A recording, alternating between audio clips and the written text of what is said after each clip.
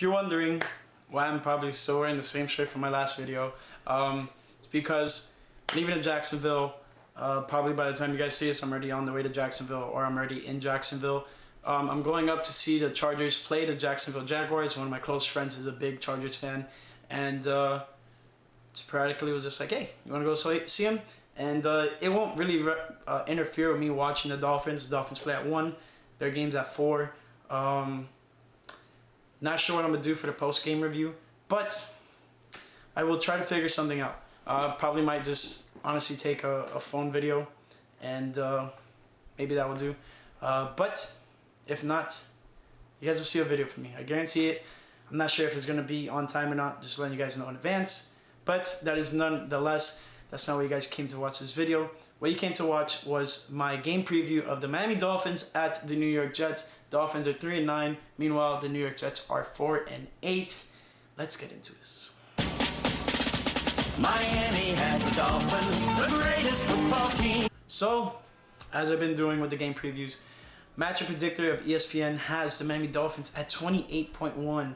Meanwhile, the Jets are at 71.7. This is their home game against us this season. And something I've learned is not to trust that. It's mostly reliable. It will tell you pretty much what you should be expecting, but it's not always the truth.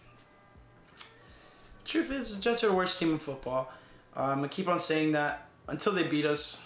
They haven't beat us in the last 2 years, and then they beat us once the year before that, but Jets really aren't that good.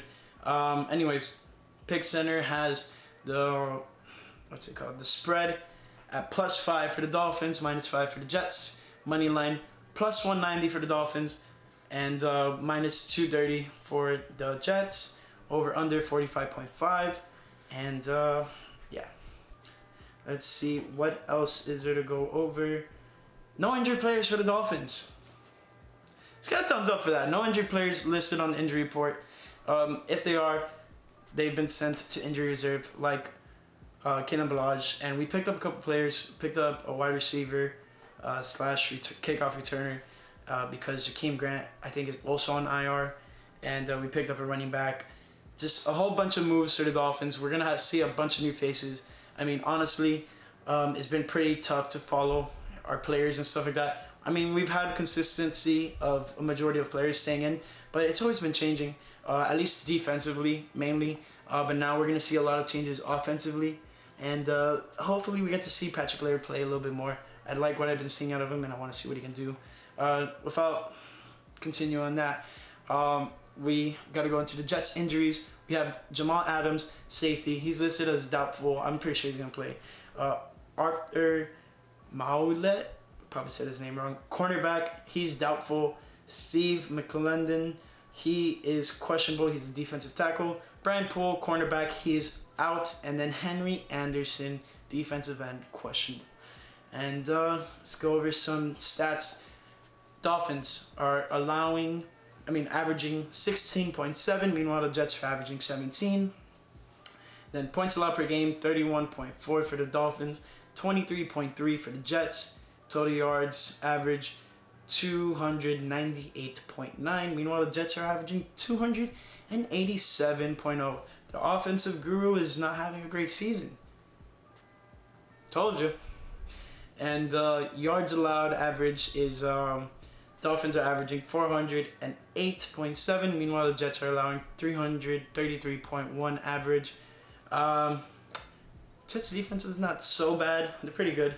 But surprisingly enough, in the last 5 games, the Dolphins and the Jets have pretty much the same record. They're both 3-5 in their last 5 games. Dolphins won against the Jets, against the Colts, lost to the Bills, lost to the Browns, and then won against the Eagles. Meanwhile, the Jets lost to us, beat the Giants, beat the Redskins, beat Oakland, and then lost to Cincinnati. Not so good. Not so good for the Browns. I mean, not for the Jets. Jets are above us in the AFC East standings at 4-8. Meanwhile, we're 3-9. Definitely a win here will put us above them, so we won't be the worst team in the division. And I'm pretty sure that's what we want to do. want to not be so bad. We want to be better than the Jets, okay? We might want to get a higher pick than the Jets. Yeah, that's true. But I don't want to be worse than the Jets. It's pretty intense rivalry there. So coming into this game, the team leaders for both teams, Ryan Fitzpatrick, 208, 331 completions. That's his completion to incompletion ratio. 266 yards, 13 touchdowns, 11 interceptions. And Sam Darnold is not that far off. And they pretty much missed a closely about the same amount of games. Sam Darnold, 196 for 311, and then 2,154 yards, 13 touchdowns, 10 interceptions. Then when we go to rushing yards, Mark Walton is still our rushing leader. He's not on the team, had some legal issues, and got cut from the team. But Le'Veon Bell, though, 183 carries, 589 yards, 3 touchdowns. Not so bad for Bell so far this season, but it could be a lot better. But I'm pretty sure he's getting a lot of receptions as well. Devontae Parker, 53 receptions, 854 yards, 6 touchdowns. And then for the Jets, Jamison Crowder is their leading reception, and he has 57 receptions, 588 yards, 3 touchdowns. So Devontae Parker's having a better season than Jamison Crowder. He's been having a hot streak of games or so, and especially in this last quarter of the season, and then obviously in the game that we beat the Jets in. Big game for Devontae Parker coming up this week. Let's see what he can do. If he can keep it hot, keep it going, and if he can, that would be huge for the Dolphins. Mainly just getting a win over the Jets, and then not only that, just having some pride. This team doesn't want to lose every week. That's definitely not what the Dolphins want to do. They just want to just show people that they're a team just like everyone else in the NFL, and definitely getting some wins will definitely help their case as not being one of the worst teams in football. And who knows? Maybe if we played the Cowboys nowadays, we probably would have beat them because they're just looking horrendous. But that's nonetheless. Yeah. So with all that being said, let's get into what the Dolphins can do to win this game against the New York Jets in the battle. Not the battle. It's the MetLife Takeover. That's what a lot of Dolphins fans call it, because we show up there in MetLife Stadium for this Jets game. And it will be continued into the following week against the Giants, I'm pretty sure. I'm pretty sure they'll do it because they're already there, you know. And it's around the holiday season. They're to give L's to these New York teams. I hope so. But nonetheless, what the Dolphins need to do to win against the Jets. Fitzpatrick needs to get no turnovers. That first interception was pretty much the only error of the game last week, and it was the first play of the game. Everything else he did pretty good. Not phenomenal, not, oh my God, Ryan Fitzpatrick, but he did good. He did good enough to get the Dolphins to win. He put them in positions where they needed to be in order to try to get the win. So, all that being said, limit mistakes, Ryan Fitzpatrick. Now, defensively, get after Sam Darnold, make him feel pressure. Carson Wentz was under pressure pretty much majority of the game last week. And if the Dolphins can continue that against the Jets, fortifying this defensive line, just seeing what they're doing, outside linebackers, everyone, cornerbacks, whoever wants to go in and get after the quarterback, do it. Get the quarterback uncomfortable. Force turnovers. That's the key. That is literally the key defensively. Just make the quarterback feel uncomfortable, make him throw some stupid picks, and make him feel like he's seeing ghosts again. It's about that time that he should start seeing ghosts again. Now, overall, I want to see these two players that have been playing pretty well lately, Mike Gesicki and Devontae Parker, continue their hot streak of doing good. Since we have a lacking running game, why not have a pretty good passing game with two dynamic receivers of Mike Gesicki, Devontae Parker, keep feeding them. Let's see what they can do. If they can carry this over into the next season and just continue on for the rest of this career, this will be heavily great for the Dolphins, because I'm pretty sure the Dolphins would want to keep both of those guys, big key players for the Dolphins in the future if they're part of the rebuild. If they're not, unfortunately, they're going to go away. But there's been such a stigma around the Dolphins letting talent go away, and I'm pretty sure this new regime does not want to, keep that stigma going on about them. So definitely keep those guys around and make sure they're in there to help you succeed in the future, because succeeding now means nothing, because our season's already a wash. We're already at 9 losses. We're 3-9. We're 1-4 on the road. We've only beat the Colts on the road. But besides that, there's endless possibilities for this team, not only this season, in the future, and whatnot.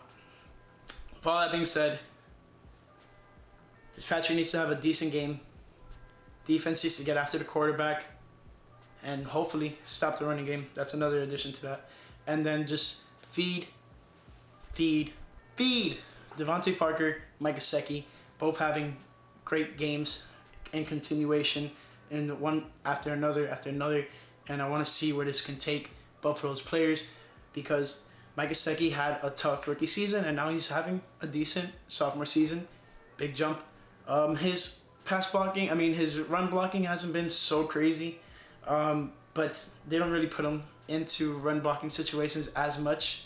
And then Devontae Parker is just having a great season.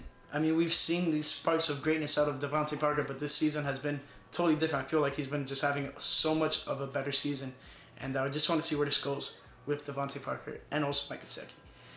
That being said, let's see what our other offensive players like Patrick Laird can do, Myles Gaskin, and maybe we'll see the new running back that we picked up just this week. And kick returns, I don't know who's going to kick off punt returns. I don't know who's really going to do them. We had a new guy do it recently. I forgot his name. But especially now with Jakeem Grant out, it's going to be very, very tough to do anything crazy on special teams. I felt like he was really good at anchoring that special teams unit with their returns and such. Kenyon Drake was pretty good at that as well, but unfortunately, he's no longer with us. And another thing I want to mention is Vince Beagle has been playing pretty well. We traded him straight up for Kiko Alonso. He even wears the same number as him. And he's been having a pretty good season with the Dolphins so far. Nothing too crazy, but he's been having a pretty decent season with the Dolphins. And I also would like to see how he continues developing. Another big pickup, Taco Charlton. Big pickup. Nothing crazy, just he's doing consistently decent. Some sparks of greatness. I want to see where this team can go and where Brian Flores can take this team, because at the beginning of the season, everyone was bashing Brian Flores, saying you're hurting your players, you're hurting the team. But people from the outside weren't realizing that he was pretty much given a broken team, and they're like, here, fix it. And that's what he's been doing. So back off him. And a lot of people are coming back to their senses and like, oh, Brian Flores is doing a good job in Miami. Even though they're not crazy wins, they're not, oh my God, Dolphins are one of the best teams in the NFL. No. But what they're doing is just playing as a team. And that's what a lot of Miami Dolphin fans wanted to see. They're buying into the system and buying into Brian Flores, and they're believing in him. And that's something I can't say for previous coaches and previous just staffs.